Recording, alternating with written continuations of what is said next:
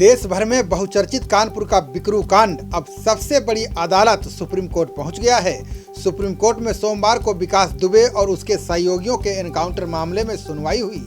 ये सुनवाई जनहित याचिका पर हुई। कोर्ट ने इस मामले की जांच के लिए कमेटी गठित करने का आदेश दिया है, जिस पर उत्तर प्रदेश सरकार ने सहमति जताई है। साथ ही कमेटी के स्वरूप पर विचार करने के लिए समय मांगा है। अब मामले में अगली सुनवाई 22 जुलाई को होगी। मामले की सुनवाई चीफ जस्टिस एस.ए. बोबड़े की अगुवाई वाली बेंच के सामने वीडियो कॉन्फ्रेंसिंग के जरिए हुई।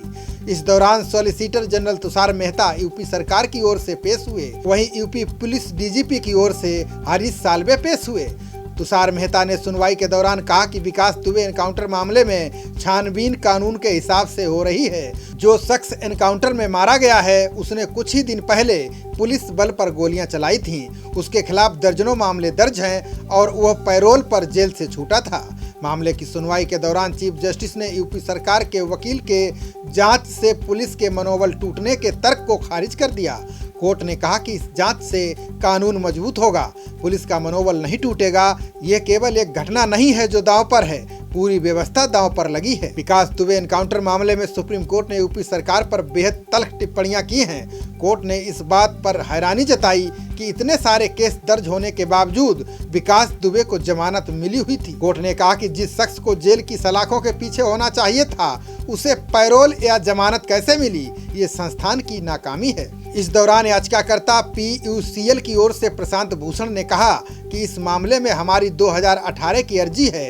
यूपी में एनकाउंटर बढ़ रहे हैं। सीनियर एडवोकेट संजय पारिख ने कहा कि यूपी के मंत्रियों ने एनकाउंटर के फेवर में बयान दिया है। इस मामले में स्वतंत्र जांच की जरूरत है। ऐसे में राज्य अथॉरिटी पर भरोसा नहीं किया जा सकता। सुप्रीम कोर्ट के मौजूदा जस्टिस को कमेटी में रखा जाना चाहिए। चीफ जस्टिस ने इस मांग पर कहा कि सुप्रीम कोर्ट से मौजूदा जस्टिस को कमेटी में नहीं रखा जा सकता।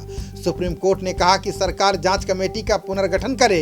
इस कमेटी में हाई कोर्ट के रिटायर्ड जस्टिस के अलावा सुप्रीम कोर्ट के रिटायर्ड जस्टिस होने चाहिए।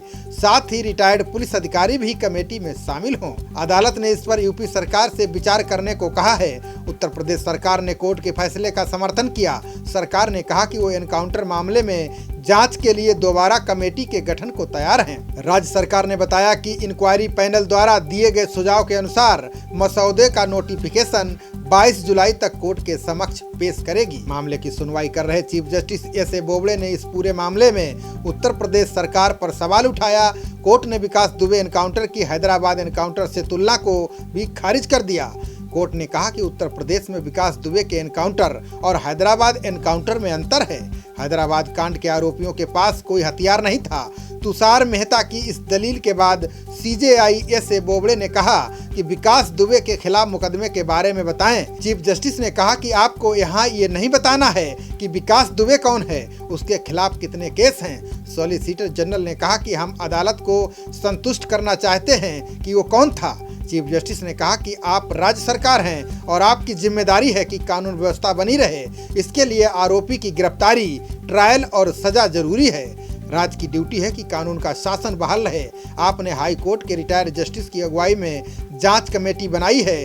क्या उसमें आप सुप्रीम कोर्ट के रिटायर्ड जस्टिस और रिटायर्ड पुलिस अधिकारी को जोड़ सकते हैं?